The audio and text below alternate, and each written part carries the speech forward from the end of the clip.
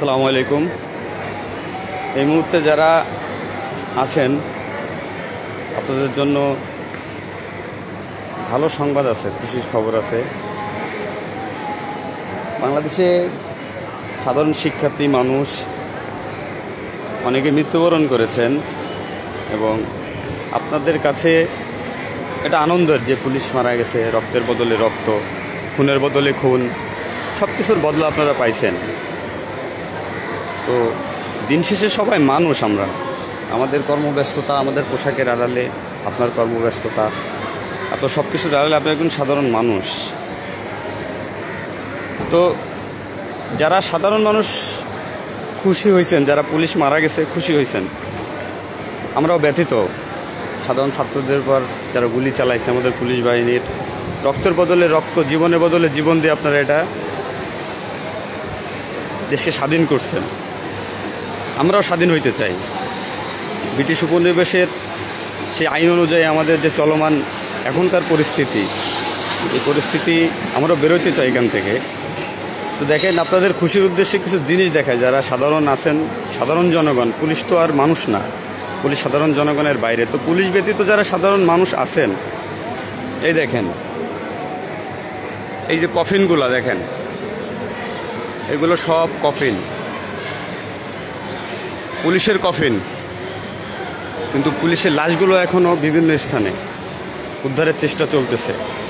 তো আমরাও নতুন দিনের সাথে সাথে আমরাও চাচ্ছি, আমাদেরও কিছু সংস্কারের কারণে আমরা পুলিশের আজকে কিছু দাবি জানাইছি আমাদের ঊর্ধ্বতন কর্মকর্তা, দেশের এখন যারা আছেন সাধারণ মানুষের কাছেও আমাদের দাবি যে সমাজ সংস্কারে পুলিশকে প্রয়োজন। আপনারা এটা অস্বীকার করেন আর স্বীকার করেন। আমি তো আগেই বলছি, পুলিশ ব্যতীত আপনারা সবাই মানুষ।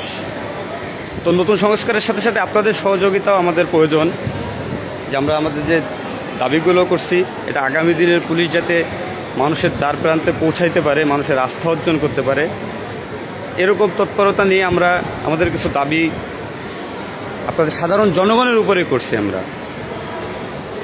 যে আগামী নতুন দিনের সাথে মিশতে হলে, নতুন দিনের সাথে সমন্বয় করতে হলে আমাদের পুলিশের ভিতরেও সংস্কার প্রয়োজন। যেমন আমরা এই প্রথা থেকে বের হয়ে আসতে যাচ্ছি, যে উপনিবেশিক যে প্রথাগুলো আমাদের পুলিশ ডিপার্টমেন্টে চলমান, বহমান, এখান থেকে যদি আমরা বেরোতে না পারি, আমরা তাহলে সে রাজনীতির শিকারই থেকে গেলাম, পরিস্থিতির শিকারই থেকে গেলাম, মানুষের কাছে আমরা আবার সেই খারাপের দিকে চলে গেলাম। তো আপনাদের নানান নেতিবাচক মন্তব্য আপনারা করতে পারেন, আপনাদের রাগ আছে, ক্ষোভ আছে, এটা স্বাভাবিক, এটা হওয়া, পুরো জাতি এখন শোকের ভিতর থেকে যাচ্ছে। তো আপনাদের সহযোগিতা আমরা কামনা করতেছি, যে দেশের এই দুর্যোগময় সময়ে আপনাদের আমাদের প্রয়োজন। সর্বস্তরের মানুষ, সর্বস্তরের সাথে আমরা সংযুক্ত, সবাইকে সবার প্রয়োজন, সবারই নতুনভাবে দেশের জন্য চিন্তা করতে হবে। তো আমাদের পুলিশ, সারা বাংলাদেশের পুলিশের পক্ষ থেকে কিছু যৌক্তিক দাবি, একদম নৈতিক দাবি, সুস্পষ্ট দাবি, যে দাবিগুলো আমাদের নতুন সংস্কার, নতুন সমাজের সাথে মিশে চলতে প্রয়োজন।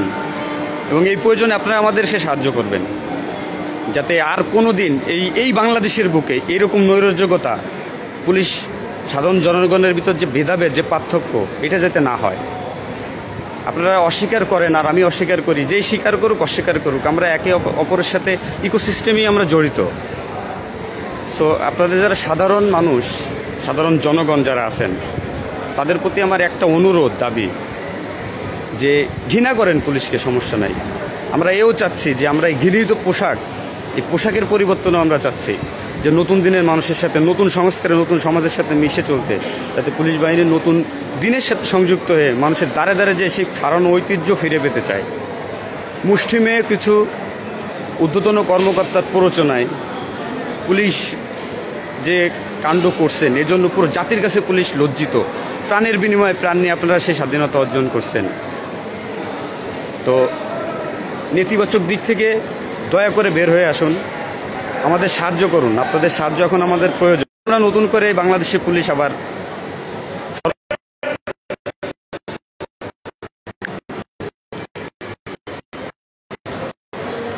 আপনাদের কাছে অনুরোধ, সারা বাংলাদেশের পুলিশের পক্ষ থেকে আপনারা আমাদের সাহায্য করুন, আমাদের সহযোগিতা করুন।